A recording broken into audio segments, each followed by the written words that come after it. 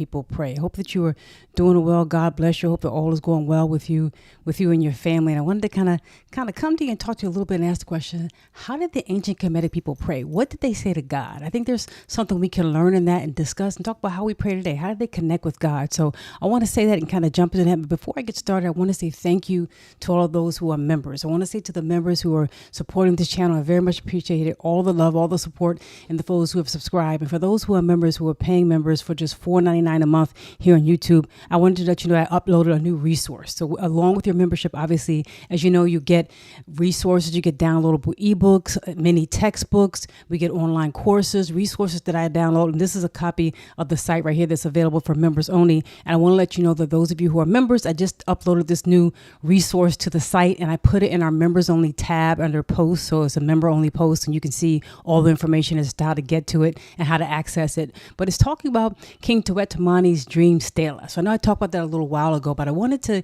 give the resource and actually give you a translation so you can read it for yourself. If you want to dig deeper into Kemetic thought and Kushite thought, into the religion and theology and some things that they said in their own words and from their own perspective, if you will, that's what I have this for. So a lot of you who are members and those resources are there, and a new Tuetamani resource is available and it's on our community post that's for members only, and you can see how to get it. So I very much want to thank you very much. You can download it and take a look and read it, as you know, for all the resources that we have. So God bless you. And if you're considering becoming a member, please take a look at it. It's something that's worth doing. So let's talk a little bit. Let's jump into this, and God bless you. Thank you so much for those who are members. So let's jump into this and talk a little bit and ask ourselves a question. How did the ancient Kemetic people pray?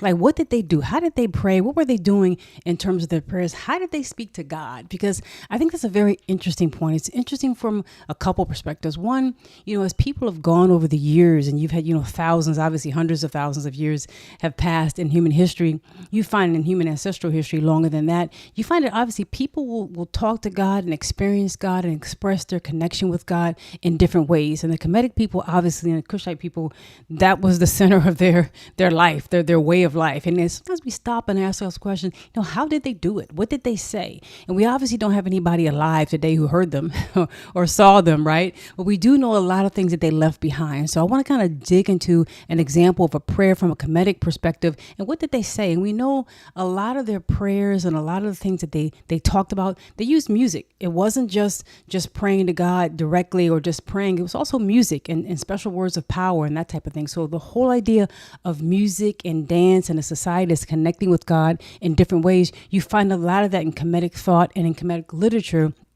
We know. So I want to just explore the concept of prayer today and ask ourselves, how did they pray? And kind of look at this resource, which I'll more than likely make available to my members later on. So I very much appreciate it. But let's talk a little bit about how did they pray and what can we do to kind of dig into that. And so I pulled some things for us to talk about, because I love to kind of document things and to talk about things so that you can just see it and read it, and to talk about things from a perspective that allows us to kind of see where the sources are and kind of mill on it for ourselves, kind of chew on it for ourselves to make it some of our own. There's a lot of things that visual things will give you. There's a lot of things that seeing something and hearing someone say, but when you get a chance to read something for yourself and put your own words around it, that's when it makes sense. That's when if you think about people, learning something, if you learn something new in school, being able to learn something from your own perspective and to kind of put your own words into it is when you really know it. You know something when you can teach it back. You know that you really know something when you can tell it to someone else and explain it to yourself and kind of make it your own and chew on yourself. So as we look at this, we're going to take a look at an excerpt from the Merymery, the book of Coming Forth by Day. People like to call that the book of the dead, but it's the book of Coming Forth by Day. And we're going to look at chapter 15, and we're going to look at the Papyrsavani as kind of looked at and kind of translated, if you will, by Uwalish Budge. We're going to look at it from the perspective of what did it say and what can we pull out of it. And I know there may be a lot of, conversation around what was the translation in this, or was it that, or was it exactly this? But I think you can get enough out of it where you can start to say what makes sense. And keep in mind, as we're talking about this whole concept of prayer and connection with God, part of this is going to be a journey of faith. Part of this is going to be a stepping out on faith. Part of this is going to be connecting yourself, because many of our ancestors found these connections by going inside themselves and reaching out to God.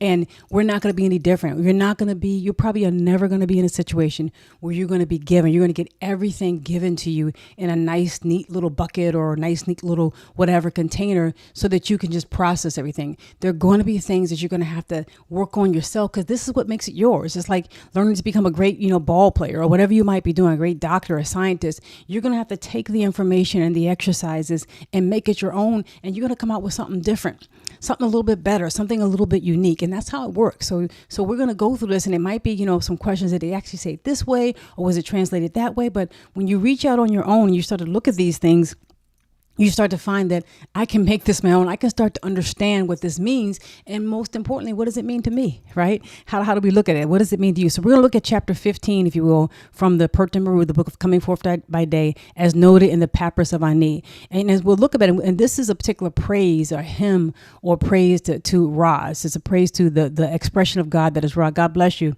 It's so much. I very much appreciate that, Jay Gooder. It's red and black ink. I appreciate you for even asking that for that. So I very much appreciate that, and I'm going to put it in the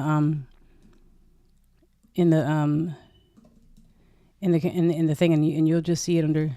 You'll see my name associated with that. It's red and black ink. So I very much appreciate you even asking for that. God bless you for even asking. Any support. It's very much important. It's very much helpful. He asked for my Cash App, which is red and black ink, which I'm putting in the messages down below. So I appreciate you asking. God bless you for even trying and asking. So thank you so much. So God bless you. So thank you for your support. And so when we look into this and we think about just this whole idea, so this is a hymn and a praise to Ra, and as you know, Ra was the example of the life force of God. It was, as you know, they looked at there being one source of creation, and there being aspects of that same source coming from the same primeval source of creation. And sometimes they would call it Atum or Ptah or Ra. And Ra represented that life force, the force that is God. Atum represented the ability to be self-creative, and Ptah represented the ability to decide something in your mind and put it in your heart and speak it into existence, that aspect of God. So they're looking at aspects of God. Imagine the old tale of there being a bunch of men, a bunch of people around an elephant, and neither one of them can kind of see the entire elephant, but they're feeling it, and they all have a perspective of the elephant, and they may think that one thing is this or one thing, but they're describing accurately what they're experiencing. And when you start to look at that, that's really kind of a Kemetic way of looking at it. And when you look at a lot of Kemetic or just ancient religions and theology, you will find that people are looking at aspects of God. And we come today and we may poo-poo them or say something bad about them or not like what they said or something like that. But they're really looking like different aspects of the same God. And so they're looking at, I see God as being a creator. I see God as being a force. I see God as being that which can bring something out of nothing. I see God as that which is love and merciful. And this is what the Kemetic people were expressing. So, and you notice here that it mentions that it's a hymn. And so you find, as I mentioned to you, praises. You find, as I mentioned to you, songs, if you will, that are going to be used in prayer. And a lot of times I think we don't think about it. When you start to look at Kemetic religion and theology, you'll find that they're using a lot of instruments. And someone mentioned that down below in one of the comments. I don't know if they're going to be on this live or not, or make a comment to talk about some of the instruments that were created in ancient Kemet and ancient Kush, some of the things they used. And they use these instruments pretty much in prayer and in praise. So when we talk about prayer in ancient Kemet, we're also talking about song. They go one and the same, right? And I'm sure they had other ways of singing and things of that nature. But when it comes to worship, song and prayer and dance was very much a part of it. And you also might imagine that women and men would be significant at that. It wouldn't just be one gender doing the dancing or doing the singing. You would find that women would play a very important role, especially when it came to hitting certain notes and being able to say certain things. It was a balance there. It was male and female looking at that energy, because it's all expressions of one God, all part of that elephant, if you will. We're feeling a part of it. And we're all experiencing a real reality, and we're trying to express this. So this is a hymn to Ra, and it's a song. And it's interesting to me because we see a lot of songs in use today, and Baptist religions and Baptist churches and various places all around the world, various types of religions. We really don't talk about that with respect to Kemet. And I think sometimes it might be because we kind of reveal that they're African, that they're in a spot where dance was a much bigger part of their praise. And sometimes I think we don't like to look at it. You very rarely see that, I think, expressed in the manner in which and in the frequency within which it was used. Because a lot of times when you read about these Kemetic prayers, you see a lot of them are hymns. A lot of them are songs. They say it over and over again. It's a hymn to Ra. It's a hymn to Amen. It's a hymn. A lot of these are songs meant to be sung and recited. And as you know, the Merymery, or the Book of the Dead that people like, the Book of Coming Forth by Day, was a piece of writing It was held, on a book, on paper, on papyrus, and the New Kingdom was on papyrus, and other times it was written on walls or in coffins. But it was containing certain prayers and hymns and things that would be said by the person who was deceased, supposedly, or by the priest who was doing the ceremonies. And even sometimes, family members would come over and over again to keep that person's name alive. So you will see when it comes to prayer is just communication with the divine. And as we start to think about it and talk about it, here it says a hymn of praise to Ra when he rises in the eastern part of heaven. And it calls Ani as the person who this book is about, the Pertin Brew. This is in his tomb, in his gravesite. This is it. And they always refer to, almost always when they're talking about the person. And he wasn't a king, by the way. He wasn't royalty. He wasn't a king. He was a scribe, and he was still an important person in society. But they called him an Asar, like a title. That's like calling him a god, like calling him God-like. So you hear this man who was Ani. God bless you, and thank you so much. So they had the harp and the lute, very much hit Flitz. And thank you so much, Deir, again, just for help. God bless you so much. And hit Flix, they had the harp and the lute, and they had various things, various types of instruments that they used. And you see that they call Ani the Asar. So imagine when you pray, that you see yourself as a divine reflection of God, as the highest expression of God. Your goal, the goal from a Kemetic perspective, is that when you went to the other side, you were joined with Asar. You were joined with an expression of God's divinity. You were able and you were worthy to be able to eat amongst them, to be able to converse amongst the gods, and to be able to partake literally in their offerings. That's what it was. And so when he starts to talk about him being the Asar, he's saying that he's worthy. So imagine in your prayers, if you start to think of yourself as being a reflection of God. A lot of times when we pray, and I'm not saying everybody, because this is not obviously everybody, right? But a lot of times when we pray with very self-deprecating words. We pray with things like, God, I know I'm not worthy. God, I know that your grace is what's brought me through, which is true, right? I know your grace, and I know that I'm just a sinner. I know that I'm just not worthy, and I don't even know why you talk to me, God, but you talk to me anyway. And people build themselves like that, but not realizing, I think, and you can tell me your opinion, the energy that you drum up, the reason why this is a hymn, the reason why they use song, the reason why they use music and harps and lutes and various things like that, the reason why a lot of African people use drums is to literally create an energy. There's a saying that says there's a rhythm to life. There's a rhythm to success, and there's a rhythm to failure. There's a rhythm to doubt, and there's a rhythm to faith. When you start to pray, you're connecting yourself with the divine, and you are actually tapping into not just the divine itself, but that energy that helps guide you, because the energy moves you. It moves things in your life. It moves things in your world. It moves you. And so when you're connecting with that, you're literally saying, I am a divine expression of God. I'm the Asar Ani, and I'm offering holy offerings to God, and there's homage to you. And I remember that I recognize that you have come as Kapara. And Kapara was that aspect of God that was rejuvenating, that kind of went almost like evolution, that rolled and rolled and had millions and an infinitude of expressions. So Kapara was represented by a beetle, the dung beetle, if you will, that would roll the dung and kind of move it and have its babies in it, and kind of as each rolling it would get bigger and bigger. So imagine God allowing things to kind of work in cycles. And each cycle, like a tree, a ring on a tree, lets that whole tree, the tree of life, the tree of people, grow bigger and bigger, have more knowledge and stronger and stronger. And that's what this comparer represented. So Ani is saying, I recognize you as a comparer. So imagine in your prayer, if you are recognizing God, recognizing yourself as a divine expression of God, and then also declaring what you know God to be and what you believe God to be. So that's what he's doing, and that's what's being written and captured in this chapter of the Pertin Brew. And it's talking about there, being a company of gods, and that even Ra has a mother and a source from which it comes from, which is that primeval source, which is where God woke up from, if you will, and that you are on your throne of the King of God, and that you respect your mother, and that your mother is even paying respect to you. So the whole idea that you could be born and even do more than the people who came before you is some concepts that you will see touched on sometimes when it comes to Kemetic kings and in their prayers and what they're talking about. The idea that you could be, more than what you are, that when you put God out, you could be more than what you are. So the whole idea is there. And the idea of the sun setting in the west and there being the goddess Maat. So in a Kemetic prayer and in Kemetic theology, and the whole idea around truth, around righteousness, around justice was paramount.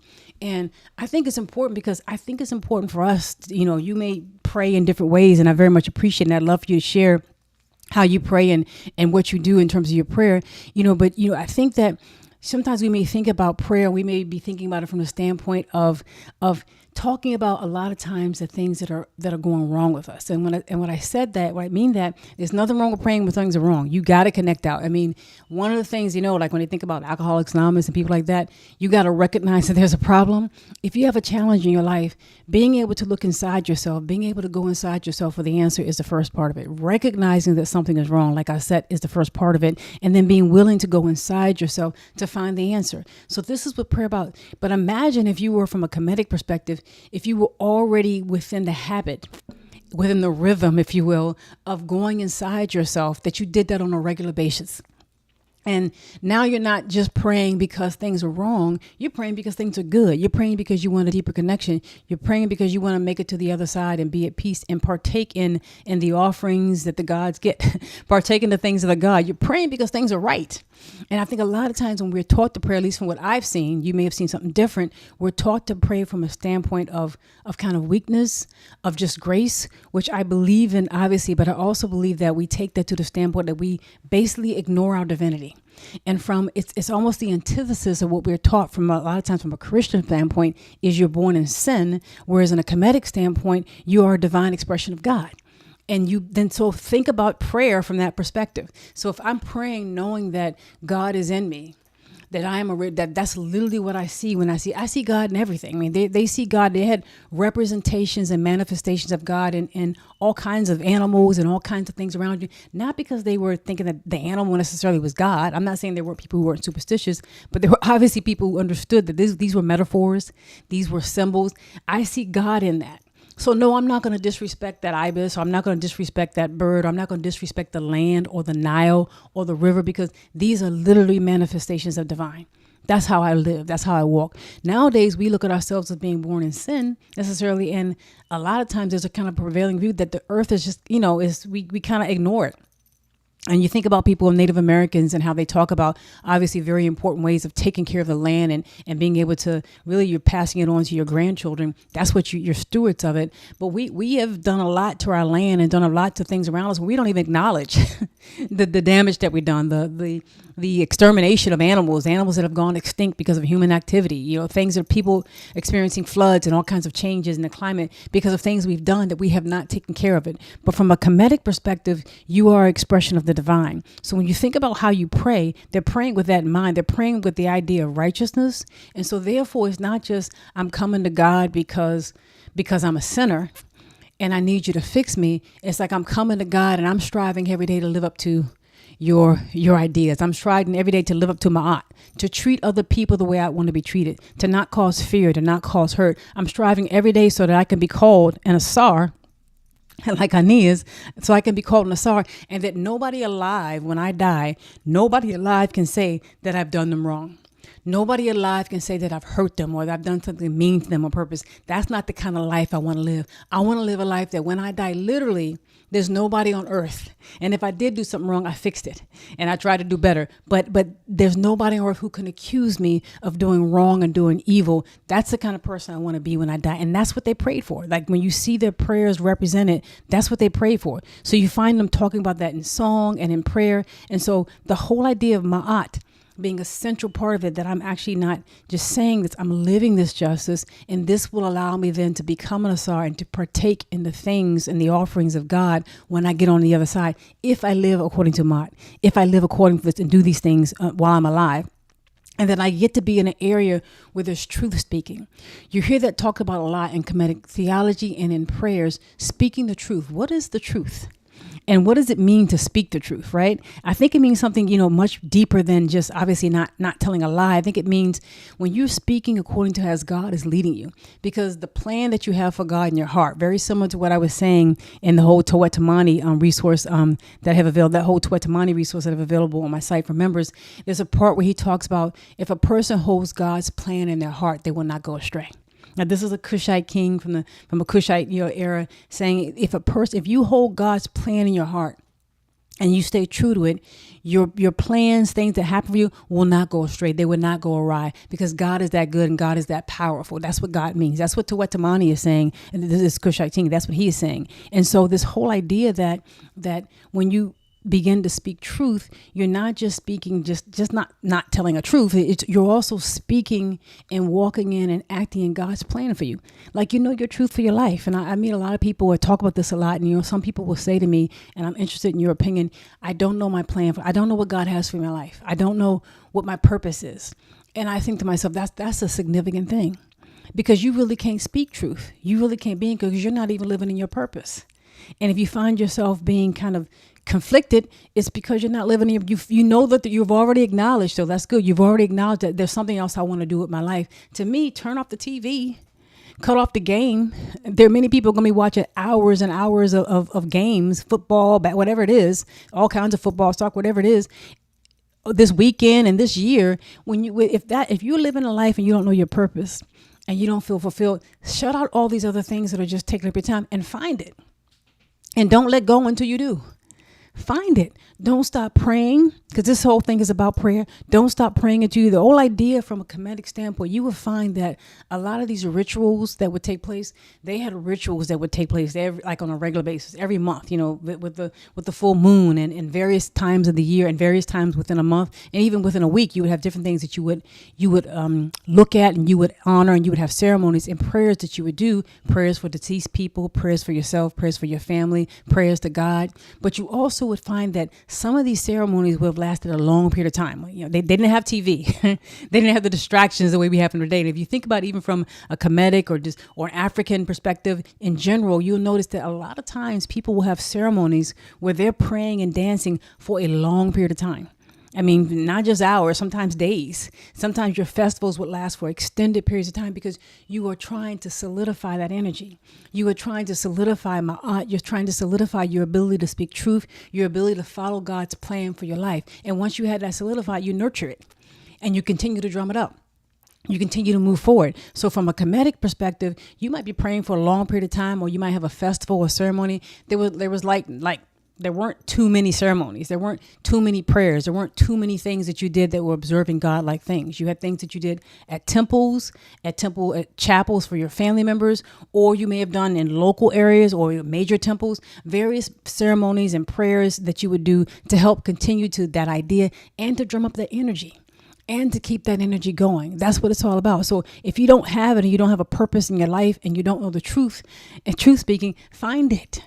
Everybody has the same heart. Everybody's born with the same faculties. There's also a Kemetic expression that's written on one of the coffin texts from the Middle Kingdom that says, a tomb made everybody with the same fact, everybody like his fellow man. Every man and woman is made like their fellow man and woman. There's no heart that's better than another heart. There's no soul or spirit that's better than, you have the same abilities to connect as anybody else. Now, you may have different circumstances in life, but that's going to be it. There's going to be, things are going to grow in different parts of the ground. Flowers are going to grow in different pieces, different parts of a garden on different ground, but you have the same ability to connect with God. And so that becomes a significant part of prayer, and a significant part of truth speaking and living in truth is find it. You can. Because if you can spend 2 hours watching a football game, watching a game, any type of game, you can spend 2 hours trying to find your purpose, trying to talk to God, right? You're trying to find that that life force that will manifest itself in you. So this goes on to talk a lot about that, and continues to talk about Ani being able to speak truth before Asar, so that Ani has gotten to the point where he is able to say, I can actually come before this ultimate divine expression of God, this ultimate expression of God that kind of controls this realm, and I can speak to him, and I can speak truth.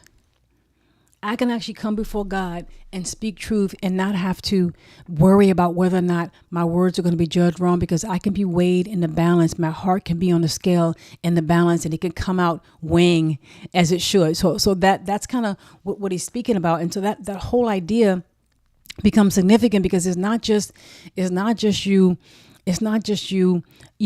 coming and saying, here's, I've done something bad, or coming and saying, I'm thankful, and I am thankful to be in the presence of God, but I've actually developed what God gave me so much, this muscle, this spiritual muscle, right? This spiritual growth in me, because I always say, if you want real muscles, you got to lift real weights, right? And we literally have spiritual muscles. We literally have spiritual exercises that we need to go through to become strong. Ani is saying, I'm able now not to just be in heaven and to be in front of Asar, but I can speak to him. I can speak in truth. That's the kind of power, that's the kind of ability that goes back to what we were saying earlier, the whole idea of being able to speak and understand and pray from the perspective of you being divine. Pray from the perspective that, you know what, I'm a divine expression of God. It's almost like like you know you are the child of the king. You know you are the child of somebody great, and that you have greatness and ability in you. You may have to work to bring it out. You may have to work to, as everybody does, in order to manifest it, but you come with a knowledge of it. And so that's a different perspective in prayer. That's a different perspective of looking at that. So when you think about it, and I think about the 42 declarations of innocence, you probably are familiar with, obviously in the Per Temporu, one of the most famous chapters is when they go to the hall of Maat, and they are being judged, and their heart's going to be weighed against a feather to see whether or not they are truth, they're living truth, that they speak these declarations of innocence. I have not hurt anyone. I have not caused anyone to feel fear. I've not done many things. They speak these declarations of innocence. And as they do that, they're really making statements. Think about prayer. So one of the other aspects of Kemetic prayer is declarative. Is not just petitioning, which is important. God, I praise you. They're talking about, hail to you, God's in the house. Those who weigh heaven and earth in the balance, those who eat celestial food, those who eat the celestial food will praise you. Those who eat earthly food will praise you. They're worshiping God, but they also, in a very much part of their prayers, declare their own innocence, declare their own righteousness. They declare, here's what I've done. Imagine, so that's a different perspective. And it's not necessarily haughty. It's not necessarily arrogant if it's true, right? If you can come before God and say, I honestly have lived the best life I can. And I think that's part of our challenge. I think a lot of people live in a day, and a lot of people who are leaders, who are entertainers, who are in front of our children, are not really living their best lives from a moral standpoint. That's just the truth. There are a lot of people who discuss, talk about, laugh at, make fun of, and celebrate hurting other people. They talk about that, and they talk about pain in a way where they want to cause pain to others or do lewd things, and you just see them drinking and smoking and laugh about doing things that are immoral, lying and that type of thing. A lot of our children, a lot of our people, because it affects adults too, see this. A lot of our people are seeing examples of people they look up to who really can't say these declarations, who can't say that I've not caused fear, or I've lived my life in the best way that I can. I really tried to be more. I really tried to do to somebody else what I would want them to do to me.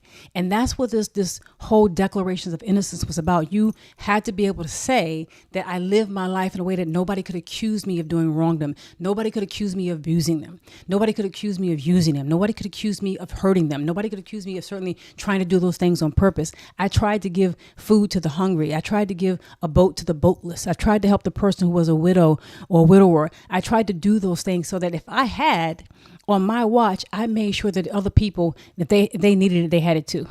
If there was somebody thirsty, I gave them something to drink. That whole idea, and that was a part of their declaration. So part of Kemetic prayer, part of the Kemetic way in terms of what they left, their communication with God, was a declarative way of talking about their own behavior. Because prayer is we're just talking about communication with divine. So a declarative way of talking about your own behavior. This is how I behaved. This is what I did. So you find that the prayer, and it's not that people didn't pray when they had difficult times or were in mourning when somebody passed away, just like we all are. But you will find just a different tilt, a slightly different tilt to it. You will find them being more declarative. You will find them speaking of their own divinity, talking about justice in their own behavior, and about justice being a significant, and righteousness being a reciprocal type of thing, doing unto others as you would want them to do unto you, talking about that very much in their prayers, in their literature, and how they talked about their own lives, right? So that's just a different way of praying. Imagine if you prayed in a way to say, you know what, I'm treating people the way I want to be treated. I can honestly say I did that day. My son says something. I have some people say to me sometimes, don't judge your day by the way other people treat you. Like, don't get mad or upset by the way somebody treats you. Judge your day by the way you treat other people. Judge your day by how you respond to what you do. Because at the end of the day, you will wake up in the morning, you will go out your house, go out the door, and you don't know what's going to happen. Anything could come your way. The only thing you really have control over is how you handle it, right? Do you let somebody disrespect you or not? Make sure people respect. Do you respect other people? So don't judge your day. Don't get in the habit of judging your day by the way, or your week or your weekend, by how other people treat you. Judge your day on how you behave. Did you live up to Maat today? And when you start to think about that, and that starts to be your balance, and whether you did something right or wrong is determined in your own mind by God's standards, you have a lot more peace. Because from a Kemetic perspective, you don't have the ability to be peaceful if you don't have Maat. If you aren't living Maat, there's no peace there. If you aren't really connecting with God and living God's will for your life, you're not going to be at peace.